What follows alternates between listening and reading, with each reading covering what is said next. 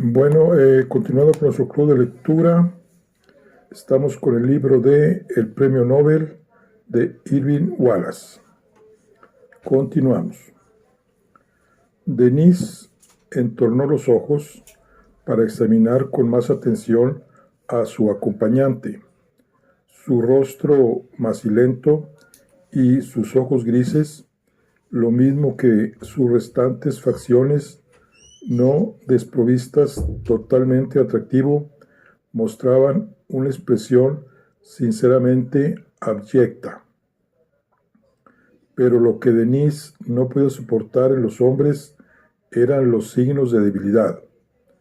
No importa, dijo, todos tenemos nuestro lugar y nuestro trabajo. Comprendió que tendría que prestar oído a lo que él tuviese que contarle acerca de su trabajo, antes de poder librarse de su fastidiosa presencia. Más valía que le hiciese desembuchar lo antes posible, para terminar pronto. Veía a su marido de pie junto al improvisado bar, hablando demasiado animadamente con Martha Norbert y arrimándose excesivamente a ella.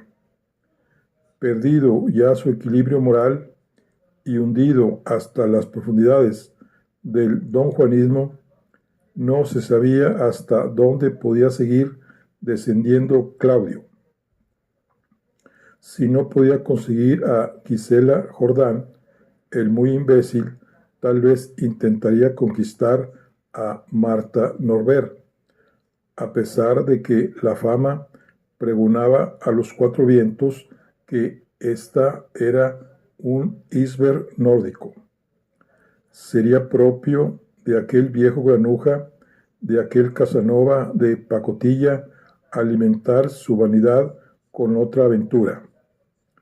Denise se mordió los labios, llevada por su resentimiento, y al darse cuenta de que estaba echando a perder el rogé, abrió al instante el bolso para pintárselos de nuevo. De momento aún no se sentía alarmada, pero sería una imprudencia dejar que Claudio siguiese flirteando con la estrella. Se arreglaría el maquillaje, terminaría el martini y echaría lo que tuviese que decirle, escucharía lo que tuviese que decirle aquel bobalicón y luego se iría al buffet y cortaría por lo sano. Mientras se pintaba los labios y luego se empolvaba, Denise dijo: Mr. Jamaralund me dijo algo sobre su trabajo. ¿Desea usted decirme también alguna cosa? Desde luego, aquí no es lugar para hablar como si estuviésemos en un laboratorio, pero un poco puede ser interesante. ¿En qué se ocupa actualmente, doctor Lindblom? El tono avinagrado de Denise cohibió a Lindblom, pero al propio tiempo hizo que aumentara su veneración por ella. Aquel genio femenino que vivía en un mundo tan superior, con la cabeza idóneamente abarrotada de 100 proyectos que requerían un talento muy superior al suyo, le había pedido que le hablase de su obra, de sí mismo. Lo deseaba desesperadamente, mas al propio tiempo temía aburrirla.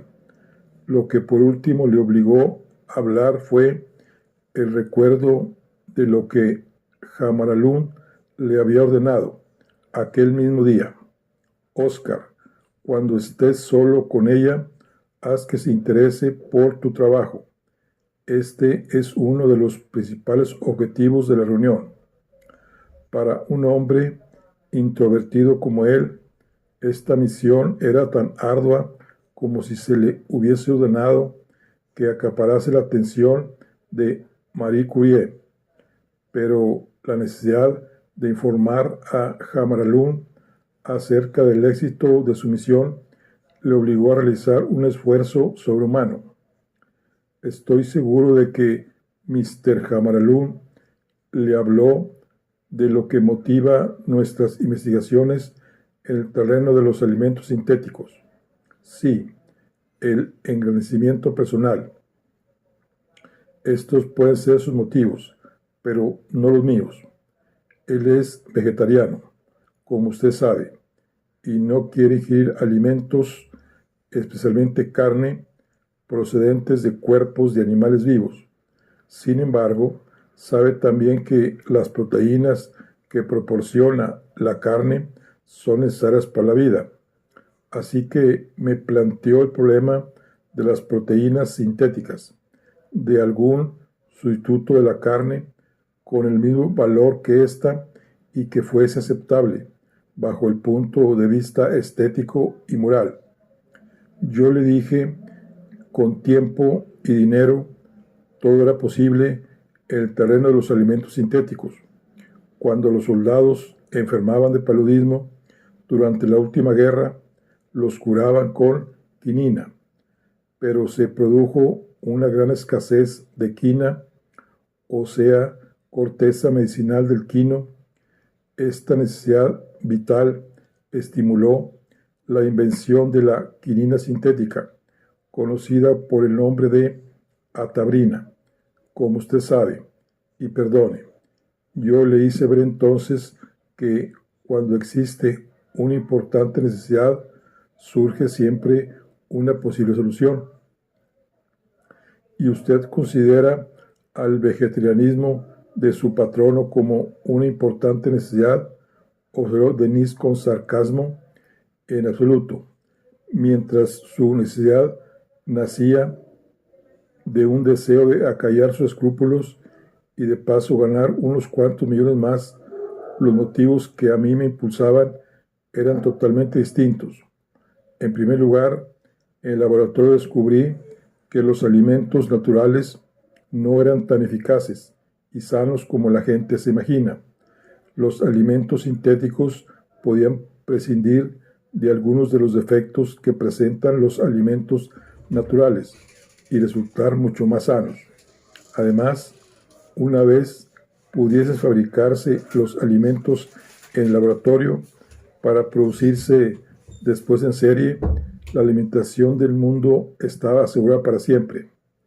Se terminaría la depauperación y el hambre. Este objetivo me pareció digno de los mayores esfuerzos y me he consagrado a él desde entonces. Admiro sus humanitarios sentimientos, dijo Denise, que le escuchaba aburrida, pero al fin y a la postre terminará usted fabricando únicamente un producto artificial de escaso valor. No, no, doctora Marcial. Le doy a usted mi palabra de que ese terreno está lleno de posibilidades. Piense en lo que ha hecho ya Bergius al convertir acerrín y virutas de hidratos de carbono del tipo de la glucosa y en lo que ha hecho Fischer al sintetizar proteínas que proporcionan una perfecta alimentación. Existe la tendencia a olvidar que en los alimentos naturales ya se encuentran elementos sintéticos. ¿Qué son los helados? ¿Son algo natural? ¿Algo que se cosecha en el campo? ¿Crecen como el trigo? No, son resultado de la combinación de productos naturales con productos químicos. O tomemos, por ejemplo, la levadura química. ¿Crece acaso en los árboles? Así vemos que se emplean productos sintéticos, sustancias químicas como el fosfato de monocalcio, y ¿qué diremos del pan cocido? El joven prosiguió su discurso cada vez con más calor, pero Denise no le escuchaba. Su furiosa atención estaba concentrada en su marido, que se hallaba al otro lado del salón. Había pedido otras bebidas para Marta Norberg y para él. Se había arrimado aún más a aquella desvergonzada para hablarle con un tono más acalorado y confidencial, tratando de conquistarla con su humor de patán, tocando incluso su brazo desnudo y riendo. Era evidente que trataba de seducirla. Desde luego, recientemente había practicado aquella técnica y debía recordarla bien. Denise apenas escuchaba el himno a los alimentos sintéticos que entonaba Lindblom. Aquella palabra se le fijó en el cerebro y deseó que la química pudiese producir hombres sintéticos, de una fidelidad sintética y de un amor que no protestase al llegar a la media edad, dotados también de un sexo sintético, adaptado únicamente al otro cónyuge, y por lo tanto yo trato de reproducir en el laboratorio el sabor de la carne, el contenido nutritivo de la carne y el aspecto de la carne, dijo Lindblom. Al propio tiempo exploro nuevas zonas, especies de algas. Es fascinador, dijo Denise con voz firme y tajante. Lindblom comprendió que Su Majestad daba la entrevista por concluida, pero no se apeló por ello. Le halagaba haber podido retener su atención durante tanto tiempo y respiró aliviado al pensar que, después de la cena, podía comunicar a Jamaralún el éxito parcial de sus gestiones. Algún día, prosiguió Denise, en circunstancias más favorables y en un lugar más apropiado, usted tiene que explicarme los resultados concretos que ha alcanzado y los problemas que le han impedido seguir avanzando. En este momento, verá, será para mí un honor, se apresuró a interrumpirle Lindblom, que usted visite mi laboratorio para enseñárselo y hacerle ver mi trabajo. Gracias, muchísimas gracias. Como usted sabe, no somos dueños de nuestro tiempo. Dependemos de la Fundación Nobel y el conde Jacobson nos ha preparado un programa que no nos deja ni una hora libre. Pero como le digo, algún día usted y su esposo serán siempre bienvenidos. Ah, sí, mi esposo, dijo Denise, mirando hacia Lufet. Temo haberme olvidado de él. Gracias a su elocuencia, doctor Lindblom, y su fascinante trabajo, pero ahora tengo que reunirme con él. Le agradezco mucho sus informaciones. Dejando a Lindblom plantado, cruzó el salón a grandes zancadas. Claudio y Marta Norbert se llevaban las copas a los labios cuando ella se interpuso entre ambos. ¿Dónde te habías metido?, dijo a Claudio con tono regañón. La urbana sonrisa de Claudio se congeló. Miss Norbert, siento mucho interés por los espermatozoides. ¿Cuál es sorpresa? Miss Norbert siente mucho interés por los espermatozoides. Que yes surprise, dijo Denise. Marta Norbert parecía no haberlo oído. Con la mirada buscaba a alguien por la habitación. Bien, les dejo a los dos juntos, dijo cortésmente. Su encantador esposo, el doctor Marceau, es el responsable de que echase por completo al olvido mis deberes como ama de casa. Tengo que circular entre mis invitados. Y volviéndose a Claudio, añadió, ha sido algo divino. Ahora, mi querido amigo, acuérdese de guardar un espermatozoide congelado para la Norbert. Puede que ser que algún día lo necesite, si no encuentro pronto a un hombre. Hizo una graciosa inclinación de cabeza y se alejó, deslizándose por el pavimento. Guarde un espermatozoide congelado para la Norbert, parodió Denise, la desvergonzada. Apostaría a que esta es la única vez que ha estado vertical en todo el año. Claudio demostró disgusto y contrariedad en su expresión. Denise, ¿son necesarias estas continuas vulgaridades? La señorita Norbert es una mujer decente y muy cautivadora, como otra que conocemos. Él fingió no oírla. ¿Qué tal el doctor Limblom? Un fogoso don Juan, respondió ella iracunda. Tuve que luchar para que no me violase. Ahora, dame una bebida natural, marido sintético. ¿Qué quiere decir con esto? ¿También me pondrás dificultades esta noche? Puedes estar seguro que sí. Mon brave, respondió Denis Marcial.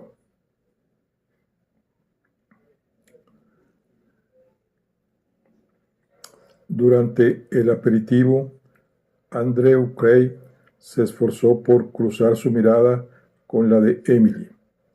Entonces, con el segundo whisky doble en la mano, lo consiguió.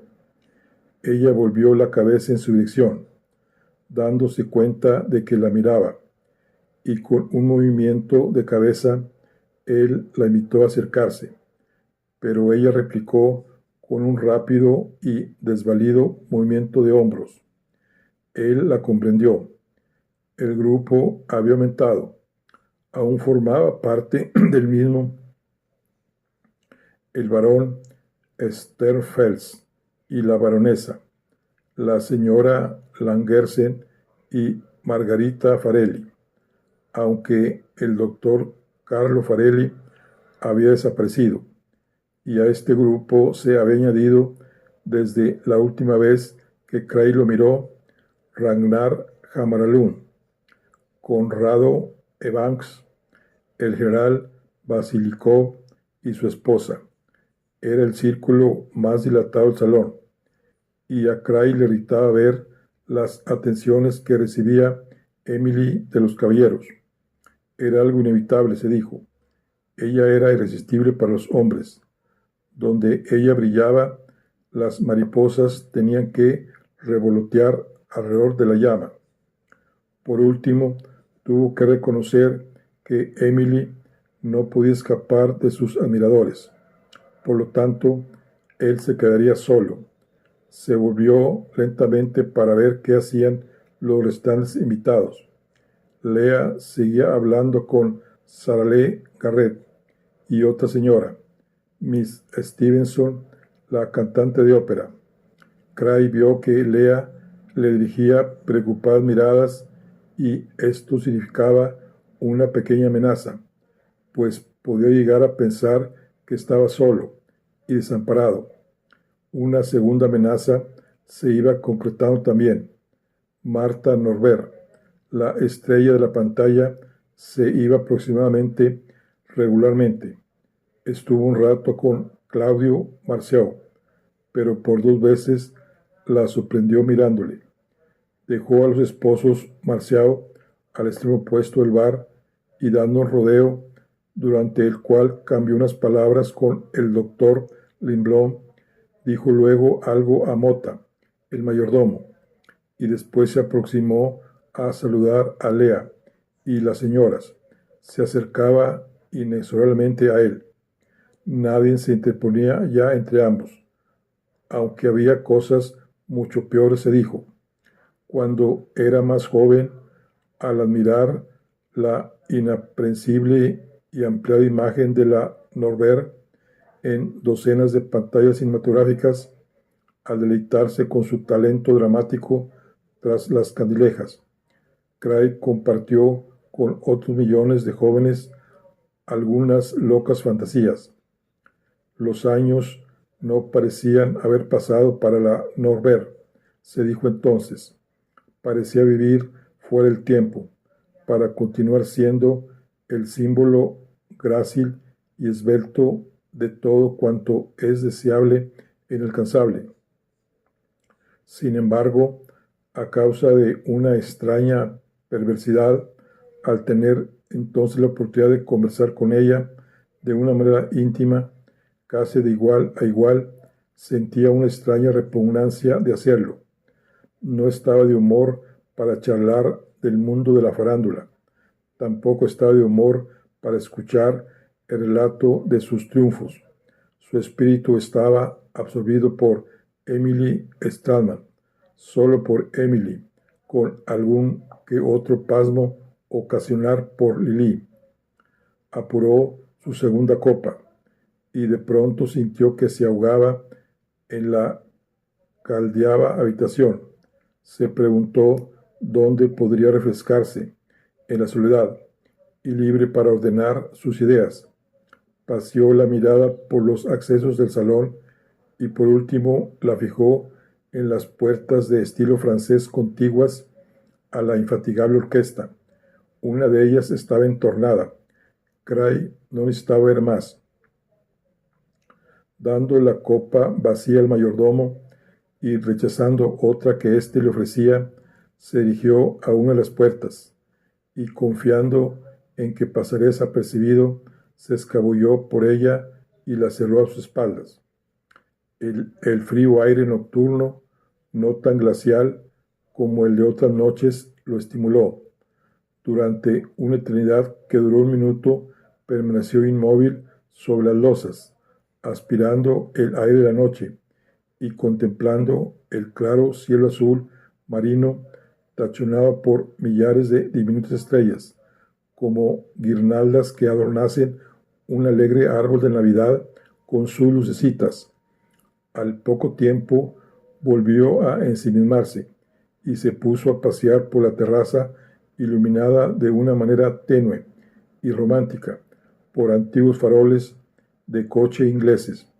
Pensó en Emily, en Lea y después en Lily, por este orden, tratando de relacionarlas por separado con Mills Dan, Lucy's Mac, el colegio Joliet y su retorno a Itaca. Se acercó a la baja balaustrada de piedra que separaba la terraza del jardín y se puso a mirar distraídamente abajo, a los grupos de arbustos, los caminos enarenados y los distantes invernáculos. En aquel momento se dio cuenta con sorpresa de que no estaba solo. Dos figuras masculinas, exactamente a sus pies, cruzaban el césped, dirigiéndose desde la escalera de la terraza al jardín. Aguzando la vista, consiguió reconocerlas. El más corpulento, que andaba con paso firme y elástico, era Carlo Farelli. Su acompañante, que avanzaba a saltitos y sacudidas nerviosamente con sobresaltos, era John Garrett. Cray se preguntó brevemente qué tenían que decirse los dos ganadores del premio de Fisiología y Medicina que apenas se conocían. Su mente de escritor analizó el problema. Hablarían de cuestiones profesionales, pero ¿por qué salían a hablar afuera con aquel frío? ¿Por qué no hablaban dentro de la casa, cálida y acogedora? ¿O se trataba de otra cosa, de algo de carácter particular? Porque se trata de algo de carácter particular, dijo John Garrett con tono belicoso en respuesta a la pregunta de Farelli, cuando ambos llegaron al sendero enarenado. Farelli protestó de nuevo bonachonamente: pero con este frío, acuérdese de que yo soy latino, tengo la sangre aguada. Sí, ya sé cómo tiene la sangre, dijo Garrett con voz ronca, siempre que bebía con exceso, como le había ocurrido aquella noche, su voz se hacía ronca, y a la sazón, además, se hallaba dominada por un odio que apenas podía reprimir. Si lo que usted tiene que decirme es tan particular, podríamos pedir a Jamaralún que nos dejase utilizar su biblioteca. Así, al propio tiempo que conversaríamos, gozaríamos de los beneficios de la civilización. Se lo pedimos. Farelli se detuvo y miró esperanzado a la cara invisible de Garrett, que entonces estaba congestionada. Garrett también se detuvo balanceándose. No, repuso, lo que tengo que decirle no quiero que lo oiga nadie. Desde luego, está usted muy enigmático, doctor Garrett. Garrett abombó el pecho. tratando de erigirse plenamente e igualar a su enemigo en fuerza y poder físico. Llegó a aquella decisión después de hablar con el doctor Eric Holman a su regreso de la fracasada visita al Real Instituto Carolina de Medicina y Cirugía. Y esta decisión era ni más ni menos la de cantarle las 40 a Farelli. No podía aplazar por más tiempo lo inevitable. Las tácticas publicitarias de Farelli lo estaban sacando de sus casillas. La treta de Farelli en el Instituto Carolina, donde se aprovechó de Holman y de él mismo, valiéndose de Sue Willey para pregonar a los cuatro vientos que solo él era el sabio y que Garrett no existía. Había colmado la copa de su paciencia. Esta vez Farelli se encontraría con la horma de su zapato. El doctor Holman sabía ya que era un charlatán, una vergüenza para la profesión médica y para el premio Nobel. El doctor Holman ya sabía que Farelli lo había utilizado inicuamente para sus propios fines. La fogosa perorata de Garrett, durante la cual hizo hincapié en lo que Holman debía a Garrett y en el respeto que éste le tenía, convirtió al sueco en un seguro aliado que utilizaría cuando le hiciese falta. Pero entonces Garrett no necesitaba aliados.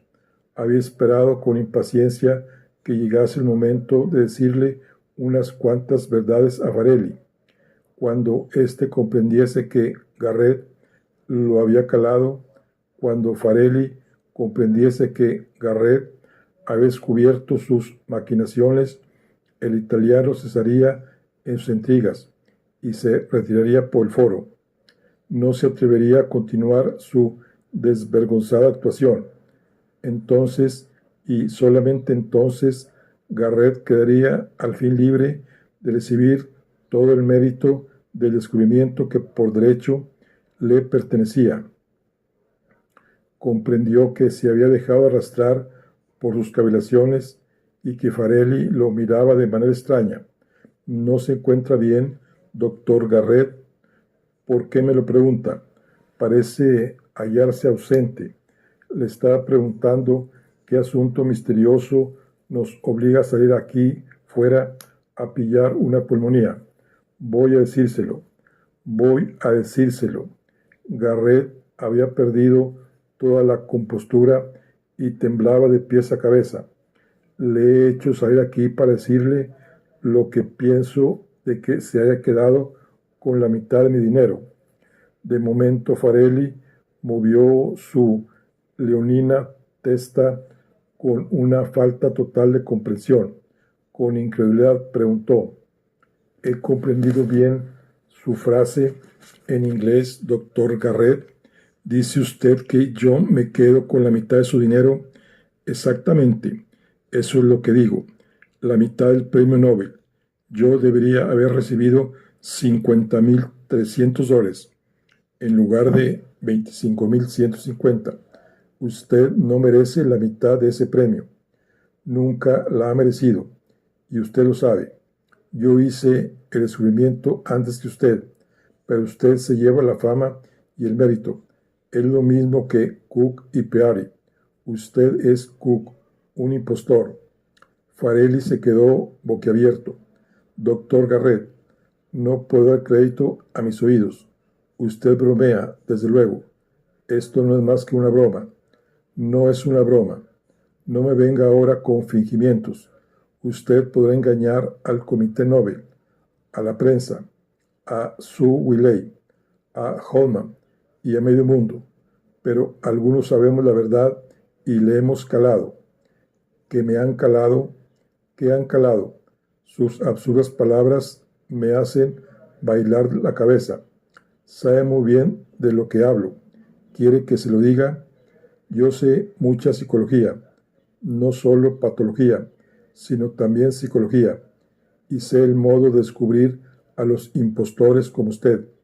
La historia está llena de impostores y falsarios. Yo me he documentado sobre todos ellos, y en cada página que he leído he visto su efigie. Le he visto en Salmanasar, en Tishborno y en el llamado Doctor Gran, con su templo de la salud y su lecho celestial, y en el coronel Gadialí y otros muchos curanderos.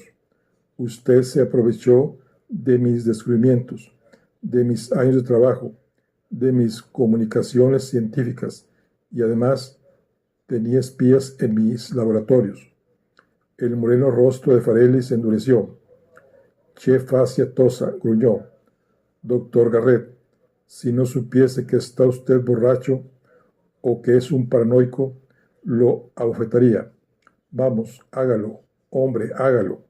Lo desafió Garrett, como un muchacho alborotador y pendenciero que desease recibir un bofetón para decir que le habían pegado primero. Lo he estado observando, Farelli. Holman y yo no le hemos quitado ojo de encima y hemos visto actuar al más gran operador de todos los tiempos. ¿De qué modo les ha tapado los ojos con una venda? Y lo que hizo durante nuestra conferencia de prensa, la manera indecente como me arrinconó, y en el banquete real, tratando de ponerme en ridículo ante los demás. Y ahora, fingiendo que quiere ayudar a Holman con el fin de aprovecharse de él y conseguir que la Wiley le escriba un artículo barato que lo ponga por las nubes. Garrett se tambaleaba, presa de una gran excitación que se añadía a los efectos del alcohol. Como no pudo conseguir todo el premio y toda la fama, prosiguió con voz aguda: ahora trata de arrebatármelo, pero le conozco, sé que es un falsario, y otros ya empiezan a darse cuenta, pero usted persiste en su actitud sin atenerse a las consecuencias. Sí, a las consecuencias, porque es usted un falsario, un condenado embustero. La ancha cara de Farelli estaba lívida. Cállese, estúpido. Sí, calme, serénese, y tal vez algún día le permitiré que me presente excusas. Dio media vuelta para irse, pero Garrett no estaba dispuesto a dejarle decir la última palabra en aquella noche de exaltación, que vería el triunfo de Garrett, que era el triunfo de la verdad. Así es que, a punto de caerse, tendió la mano, agarró a Farelli por el brazo y lo hizo girar en redondo. Es usted un farsante, un miserable dago, vociferó. Farelli golpeó la mano de Garrett, deshaciéndose de su apretón. No me toque. Es usted un enfermo, un loco. Váyase, imbécil, peso. Solo le dijo esto, nada más. Pero aquella frase enfureció a Garrett más allá de todo lo imaginable. El doctor Keller le hubiera comprendido, y sus pacientes también. Garrett perdió completamente la cabeza, dando rienda suelta a todo su resentimiento y su furia contenidos. Asestó un puñetazo a Farelli. El golpe alcanzó la parte alta del hombro al italiano y resbaló por él. Fue menos el golpe que la sorpresa que le produjo lo que hizo retroceder unos pasos a Farelli, tambaleándose. Ya te enseñaré, gritó Garrett como un energúmeno, y se abalanzó ciegamente sobre el italiano, moviendo los brazos como las aspas de un molino, tal como hacen los hombres de media edad y vida sedentaria al enfurecerse. Pero Farelli ya había recuperado el equilibrio y el dominio de sí mismo. Se apartó con agilidad, y mientras uno de los puñetazos de Garrett se perdía en el vacío y el otro le rozaba las costillas, Farelli hundió su poderoso puño derecho hasta la muñeca en el estómago de su agresor. La furia y el oxígeno se escaparon simultáneamente de Garrett, que se dobló en dos. Luego Mientras se plegaba lentamente como un cortaplumas, Farelli le encajó un terrible gancho de izquierda en la indefensa mandíbula. El ruido que produjeron los nudillos al chocar con el hueso fue breve y seco, como el de unas tenazas al cerrarse, y Garrett, con la cabeza doblada y apretándose el vientre con las manos, se desplomó en el suelo, como abatido por un hachazo. Luego se quedó sentado en la arena del camino, gimoteando, escupiendo sangre y alcohol, y aspirando aire como una manga de succión. Levantó la mirada con ojos de demente, y de pronto, apelando a una oculta reserva de fuerzas, se incorporó, gimiendo, sobre una rodilla, y después, abrazándose a las piernas de Farelli, trató de derribar a su adversario. Farelli se soltó con un puntapié y lanzó un juramento en italiano, pero cuando intentó retirarse, Garrett ya se había puesto nuevamente en pie para sostenerse incierto y vacilante.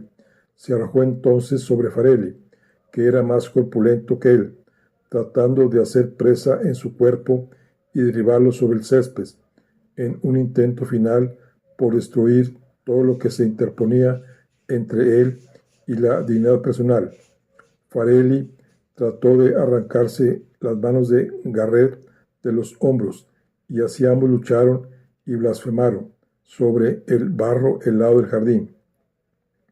Fue entonces cuando André Kreis acudió corriendo, pues observó el altercado desde la terraza, interponiéndose entre ambos.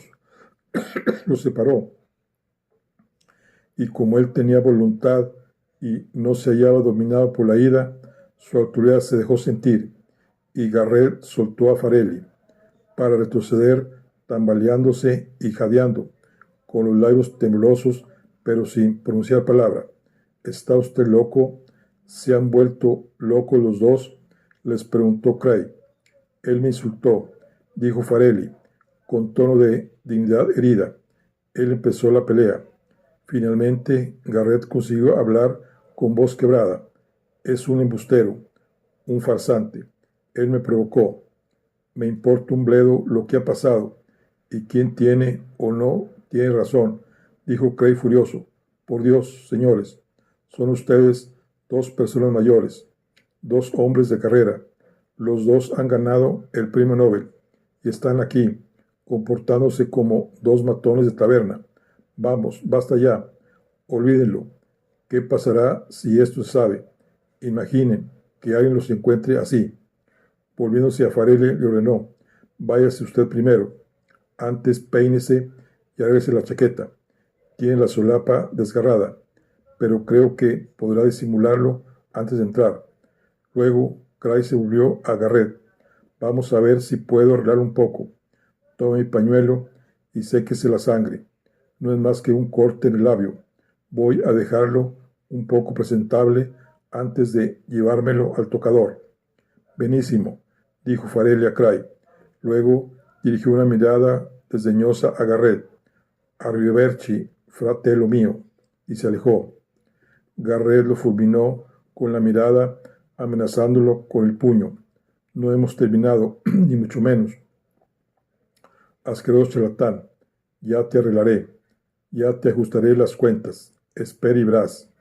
Y después Garrett se apartó para llorar y vomitar a la vez en la oscuridad del jardín, no a causa del dolor físico, sino por la humillación que sentía, por el sentimiento de derrota, de injusticia y desamparo que se acumulaban en su pobre y afligido corazón, amenazando con hacerlo estallar.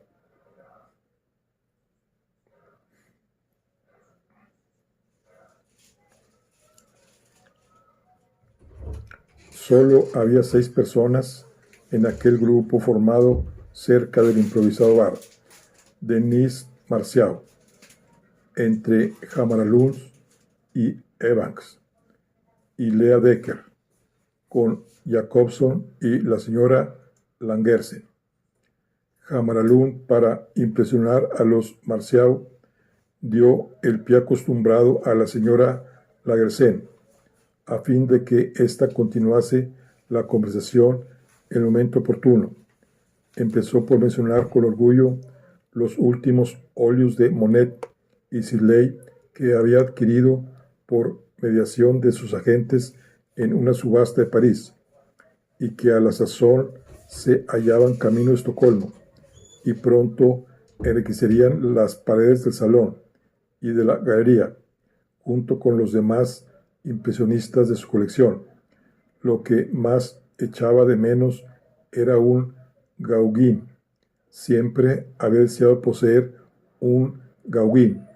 Aquel era el pie, y la señora Lagerson tomó entonces la palabra. Evocó la muerte de Paul en la lejana Dominicana y refirió que ella se encontraba con Mette en Copenhague la semana que llegó la triste noticia, que produjo en Mette tanto desconsuelo por una vida perdida de un modo tan estúpido. Recordaba muy bien cómo los efectos personales de Paul, sus muebles y sus cuadros, fueron subastados en Papeete para pagar una multa impuesta por el juzgado. Cuando salieron a subasta los efectos del pintor francés que había fallecido en la locura, se hicieron toda clase de bromas de mal gusto, y cuando salió el último óleo de Paul, el subastador lo puso cabeza abajo agregando: ¿quién da más por las cataratas del Niágara? Alguien le dio 7 francos, y todos pensaron que aquello significaba el fin de Paul Gauguin. Incluso Mette lo pensó en Copenhague. Sin embargo, actualmente Ragnar Hammarlund, con toda su fortuna, no podía conseguir un Gauguin. Denise escuchaba absorta a la señora Lagersen, auténtica pieza de museo, vivo eslabón que unía el presente con lo inmortal. Los relatos de primera mano, las anécdotas, junto con la bebida y la música, quitaron algo de su veneno a la cólera de Denise. Qué interesante era todo aquello, se dijo, mientras observaba el perfil de Claudio. La señora Lagersen había empezado a contar otra anécdota, y Denise decidió escucharla con atención. Cuando la anécdota tocaba su fin, se materializó a su lado Mota, el mayordomo, quien se guinó detrás de Claudio. Parecía ansioso, pero se mantenía a respetuosa distancia, como correspondía a un flemático servidor. Terminada la anécdota, todos rieron de buena gana. Aprovechando este momento, y antes de que pudiese empezar a relatar otra anécdota, Mota se acercó prontamente a Claudio y lo tocó en el brazo. Claudio se inclinó a un lado, volviéndose a medias hacia el mayordomo, y éste le susurró algo al oído. Evans estaba hablando, y nadie reparó en Mota y en Claudio, nadie excepto Denise. Vio como su esposo fruncía el ceño, asintiendo. Luego le oyó murmurar unas confusas palabras de disculpa que no se dirigían a nadie en particular, y acto seguido observó cómo se iba apresuradamente en seguimiento del mayordomo. Denise perdió todo interés por las anécdotas que estaban contando Evans y la señora Lagersen.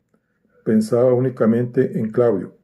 ¿Cuál era el recado que le había comunicado el mayordomo? Tenía que averiguar la causa de aquella misteriosa llamada y saber a dónde se había dirigido. Evans acaba de referir una larga anécdota que fue seguida por Denise. ¿Le gusta la música?, preguntó cortésmente. Muchísimo, tanto la orquesta como la vocalista, dijo ella con expresión displicente. Los traje en avión de París para usted, con el deseo de que se sintiese como en su casa. Denise inclinó la cabeza para mirar a Hammarlund con sorpresa. Le causaría una excepción saber que, a pesar de que ella vivía en París, no formaba parte de la ciudad luz de su vida nocturna. de sus diversiones y que era incapaz de distinguir a una orquestina francesa de una sueca. Además, durante aquellos últimos años de trabajo, apenas había abandonado su laboratorio, pero ¿a qué se debía aquella atención de Jamaralún? Y dice que no lo ha hecho por mí, y dice que lo ha hecho por mí, sí, para complacer a una gran dama que admiro. Pues muchísimas gracias, señor. El doctor Lindblom me ha dicho que ha sostenido una conversación interesantísima con usted. A ella le costó recordar a Lindblom y la conversación. Sí, repuso. Sí, es un joven prometedor. Está obsesionada por la súbita desaparición de Claudio. ¿A qué se debía? Y entonces advirtió que el mayordomo había reaparecido y se disponía a continuar atendiendo a los invitados. Apretó fuertemente el bolso en sus manos, diciendo a Jamaralún que la disculpase un momento. Luego se dirigió hacia el mayordomo, cerrándole el paso antes de que pudiese preguntar a los invitados qué deseaban que le sirviese. Soy la esposa del doctor Marceau. ¿Ocurre algo? Nada en absoluto, madame. Han telefoneado desde el Gran Hotel para comunicar que tenían una conferencia urgente de negocios para el doctor Marceau y deseaban hablar con él, a fin de saber si podían traspasarla aquí. Ahora está esperando a que la pongan directamente aquí. ¿Una conferencia internacional? Preguntó Denise, aparentando indiferencia. Sí, madame, de Copenhague. Denise sintió un súbito calor en las sienes y por un momento temió que iba a desvanecerse. ¿Por dónde hablará el doctor Marcel? Pudiera ser que esa conferencia me interese. Por el teléfono de la biblioteca, madame, si tiene la bondad de seguirme. Ella siguió al mayordomo y ambos salieron del salón. Pasaron a un corredor con varias puertas de los lados y dieron la vuelta hasta llegar frente a una lujosa puerta de roble. Mota puso la mano en el picaporte de bronce. Por aquí, madame. No se moleste. Yo entraré yo misma. Usted puede regresar con los demás invitados. Muchas gracias. Mota ya había hecho girar el picaporte entreabriendo la puerta, pero entonces lo soltó, se inclinó y desapareció silenciosamente por la esquina del corredor. Denise esperó, petrificada, a que el mayordomo desapareciese, oyendo ya la voz de Claudio. Tan pronto como se quedó sola, se acercó a la puerta de roble. Se preguntó si ésta chirraría si le empujaba, pero pensó que más valía no preocuparse. La abrió unos cuantos centímetros más. Se detuvo y luego volvió a empujarla otros centímetros. La voz de Claudio era baja pero clara. Desde ahí ella no podía verlo, pero la luz tenue de la lámpara proyectaba su sombra, alargada, como la de un ladrón nocturno, sobre la pared cubierta de trofeos, que desde ahí era visible.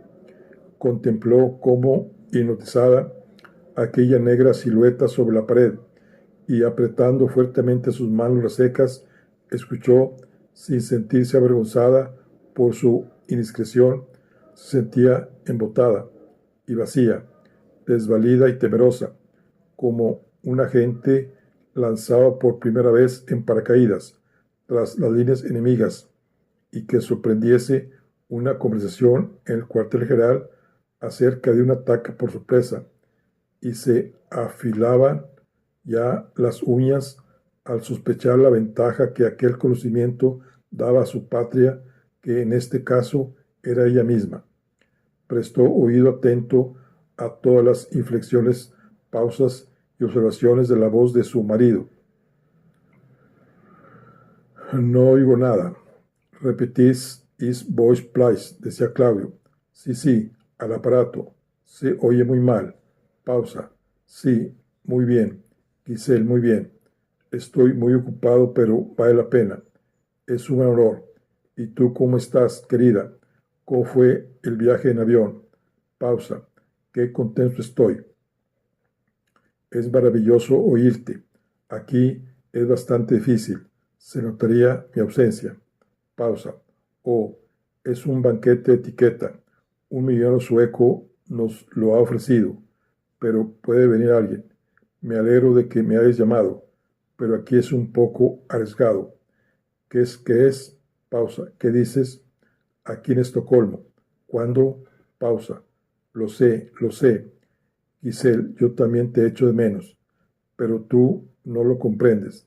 Mis obligaciones, el horario, no tengo un momento libre, sería muy violento. ¿Cómo? Pausa. Tú ya conoces mis sentimientos. Naturalmente que quiero verte. ¿Cuándo sería eso? ¿Por cuánto tiempo? Pausa. El 9 dices, pausa. Solo por la tarde, comprendo. Pero tendrás tiempo de participar en el desfile de la noche. Pausa. Claro que lo quiero. Giselle, tú ya lo sabes bien. Te prometo que nos veremos como sea. Naturalmente, no podré acompañarte al aeropuerto, pero, otra cosa. Sobre todo, no te alojes en el gran hotel. ¿Cómo? ¿Qué dices? Pausa. Ya lo has arreglado. Estupendo. Entonces espera que te telefonee ahí. Lo haré cuando llegues. Será antes de la 1. Puede que tarde unos minutos, pero lo haré. Y también te veré. Puedes estar segura. Pausa. ¿Qué te hace pensar semejante absurdo, amor mío? Que te trouvé, toujours, ravissant. Nada ha cambiado. Denise se apartó de la puerta como si esta fuese una guillotina. En la biblioteca, la voz del doctor Guillotín acaba de pronunciar las palabras fatídicas. Nada ha cambiado. Nada. Nada. Los ojos de Denise se anegaron en llanto y apenas pudo contener los sollozos.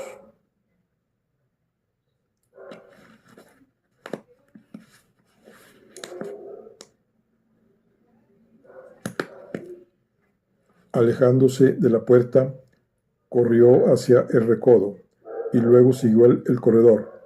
Al aproximarse a la entrada brillantemente iluminada del salón, aminoró el paso y luego se detuvo, temblorosa, tratando de recuperar su compostura.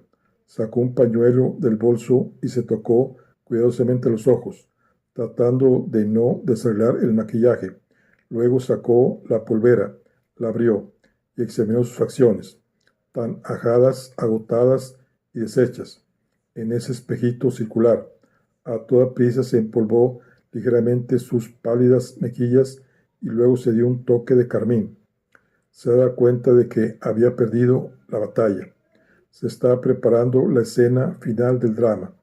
Dentro de 3 días, a partir de aquella noche, antes de 3 días, Giselle Jordan llegaría a Copenhague para acudir puntualmente a la cita con su marido, oculta y segura en la habitación del hotel, y con algún pretexto cuidadosamente tramado, Claudio la dejaría para que siguiese atendiendo al espantoso horario que ella había impuesto a ambos. La dejaría ella, la persona usada y aburrida, demasiado conocida. La dejaría a ella, a la paspuerca de 42 años que no olía a perfumes sino a productos químicos. La dejaría con su hostilidad y su resentimiento implacable para volar hacia los brazos de la otra, tan fresca, tan desenvuelta, tan rubia, alta y perfecta, tan excitante con la fragancia de la juventud, de la carne, del refinamiento, que lo acogería con sus besos y sus mañas secretas, y después de aquello, Denise quedaría borrada para siempre. A pesar de la jaqueca que tenía, su cerebro buscaba afanosamente la más leve esperanza de salvación. ¿Cómo podía luchar contra aquella rival tan superior? Sobrevivir a aquella lucha desigual. Si continuaba mostrándose colérica, aún apartaría más de ella a Claudio, pues ya se había convertido a los ojos de su marido en la personificación de una conciencia culpable, y si echase a perder su cita del día 9, siguiéndolo, descubriéndolo o de una manera quizá menos cruel, revelándole lo que acaba de averiguar. Su intención le dijo que esto era imposible, le obligaría a adoptar una decisión extrema y ella temía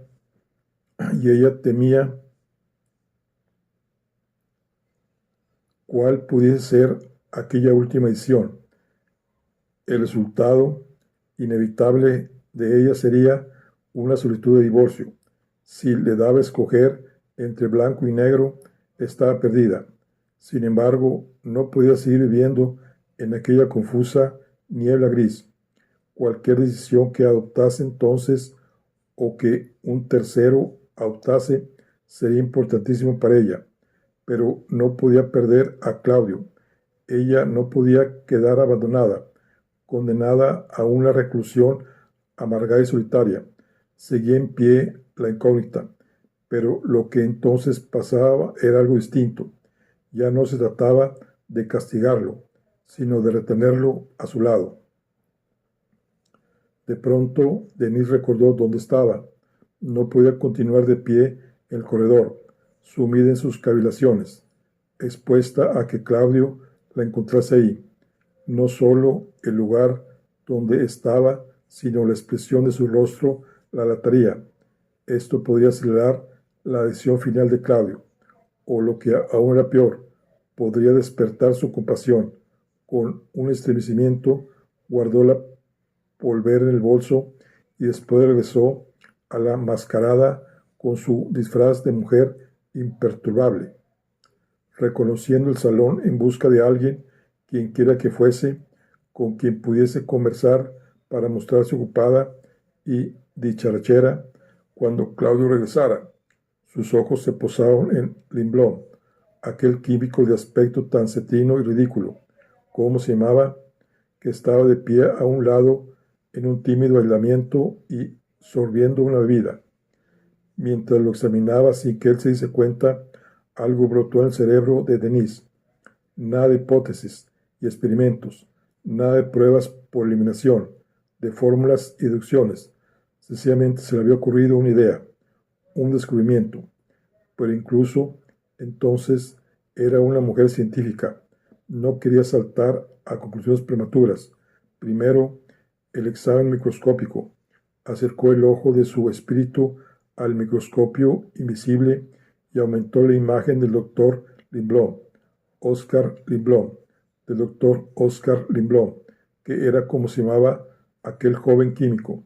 Fue dando aumentos al microscopio mientras estudiaba la viabilidad de su idea.